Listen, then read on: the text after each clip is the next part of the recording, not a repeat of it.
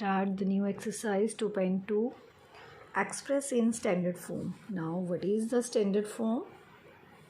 Mainly express in a large number into a small number or in a short way, that is standard form, like as 0.00000085.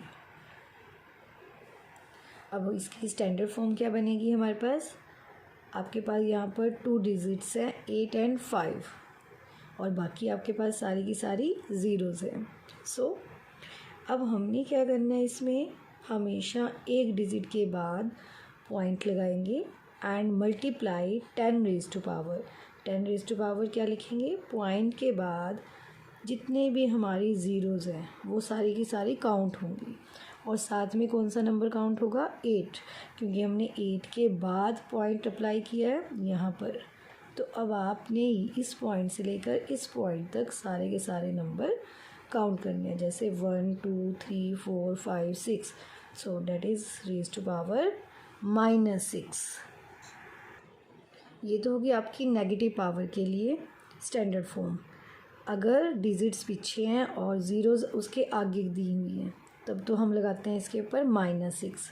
But अगर हमारे पास यही term इस तरह से given हो, फिर हम इसे कैसे करेंगे? हमें करना उसी तरह से है. 8.5 मल्टीप्लाई 10 रेज़ टू पावर. यहाँ पर पॉइंट अप्लाई किया हमने तो पॉइंट से बाद वाली सारी टर्म हम काउंट करेंगे. 1 2 3 4 5 6 7. So 10 raise to power 7. I hope आपको इन दोनों सम्स में डिफरेंस पता चल गया होगा. अगर तो पॉइंट के साथ ही ज़ीरोज़ हैं तो यहाँ पर नेगेटिव साइन लगेगा, लेकिन अगर डिजिट्स के बाद ज़ीरोज़ गिवन है तो पॉजिटिव पावर आएगी. ये होगी आपकी स्टैंडर्ड फॉर्म. ये किस फॉर्म में आ गई? k into 10 raise to power n, where what is a k? k is a this term and 10 raise to power n is a power. Now students, question number 1 of exercise 2.2 express in the form of k into 10 raised to power n.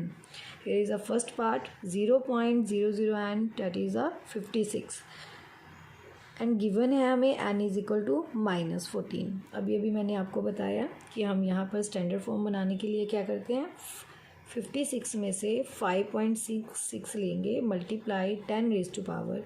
अब point यहाँ apply किया तो ये इस point से लेकर यहाँ तक जितने भी डिजिट्स हैं वो काउंट करें. 1 2 3 4 5 6 7 8 9 10 11 12 13. तो आपके पास ये आ जाएगा -13. बट यहाँ पर गिवन क्या है कि n-14 होनी चाहिए, that is your standard form. But given है n इज़ इक्वल टू -14. तो यहाँ पर पावर -14 बनाने के लिए हम ये वाले पॉइंट को भी रिमूव कर देंगे. 56 into 10 raise to power -14. Now the power of 10 is -14. Now students, second part 108 and 000. अब सबसे पहले हम इसे स्टैंडर्ड फॉर्म में कन्वर्ट करेंगे. इसकी स्टैंडर्ड फॉर्म क्या बन जाएगी हमारे पास? 1.08. हमने सिर्फ डिजिट्स लेने हैं सबसे आगे, मल्टीप्लाई 10 रेज़ टू पावर. अब देखो मैंने यहाँ पर काउंटिंग लिखी है कि ये हमारे पास 9 ज़ीरोज़ हैं और हमने यहाँ पर पॉइंट लगाया है. तो 9 के बाद काउंट करेंगे 10 and 11. तो यह आपके पास पावर आ जाएगी 10 रेज़ टू पावर 11. ये होगी हमारे पास स्टैंडर्ड फॉर्म. बट हमें क्या गिवन है कि n9 फाइंड करनी है हमने. तो यहाँ से हम पॉइंट हटाएंगे, 2 डिजिट्स हो गए तो 2 ऊपर जाके सब्ट्रैक्ट हो जाएंगे. ये देखो 108 divided by 100 into 10 raise to power 11. 108 100 को हम किस तरह से लिखेंगे? 10 raise to power 2 multiply 10 raise to power 11. अब पावर 2 ऊपर जाके सब्ट्रैक्ट हो जाएगी. So 108 multiply 10 raise to power 9. अब यहाँ पर हमारे पास ये फॉर्म बन गई n is equal to 9. That is its standard form.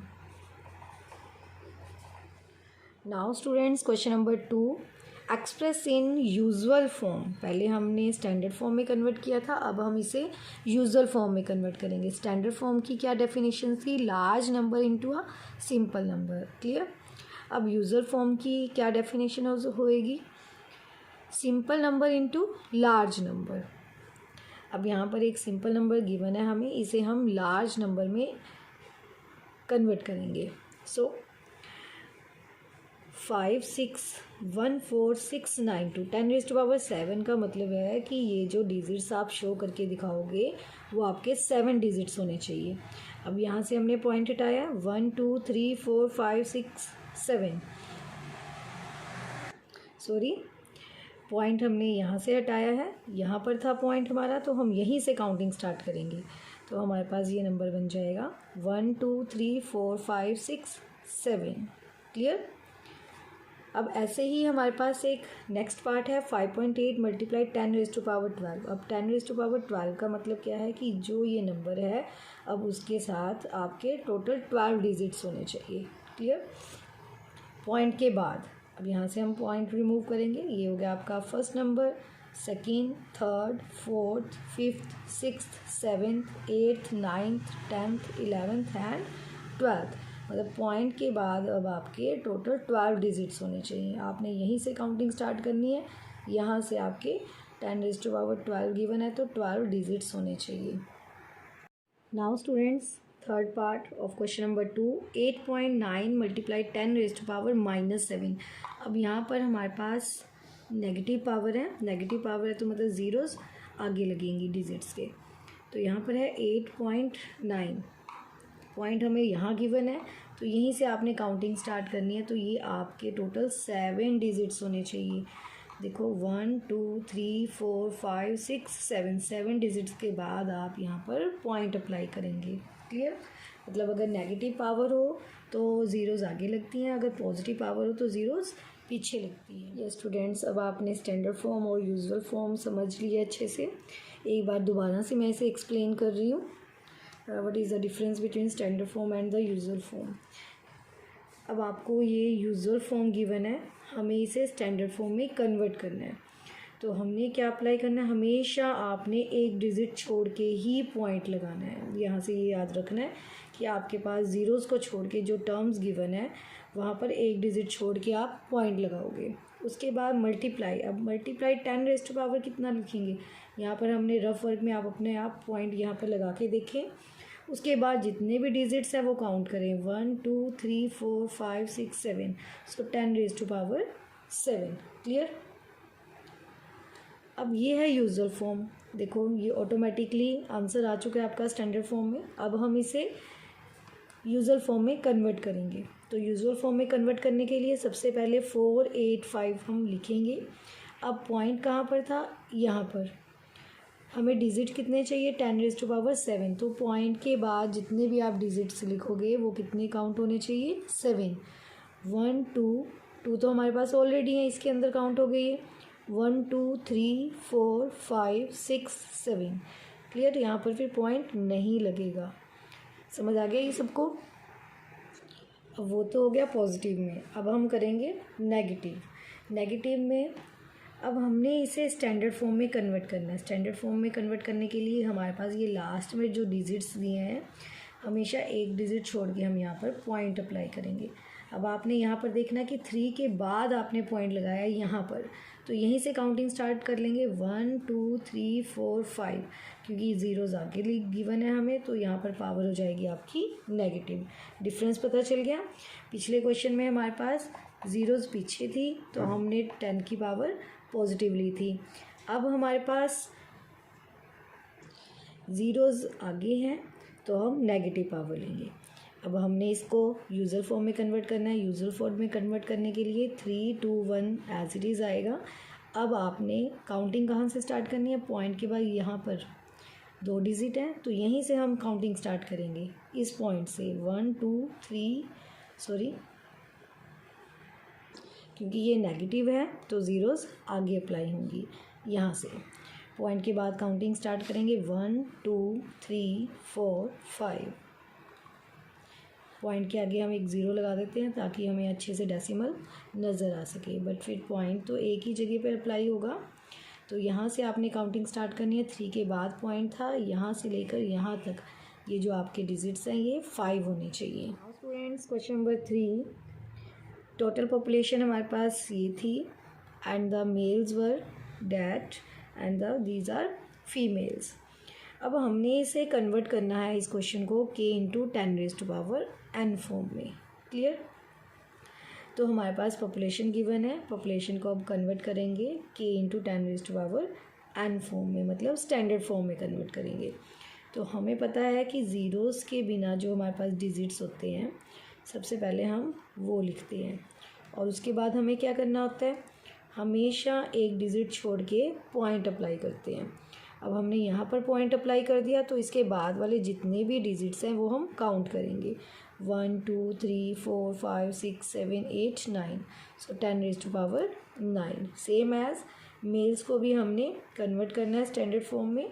तो हमारे पास ये जो स्टार्टिंग के डिजिट्स है सबसे पहले हमने ये लिया, और पॉइंट कहाँ पर लगेगा, ऑलवेज 1 डिजिट के बाद। तो यहाँ से काउंटिंग स्टार्ट करेंगे, 1 2 3 4 5 6 7 8, सो 10⁻8।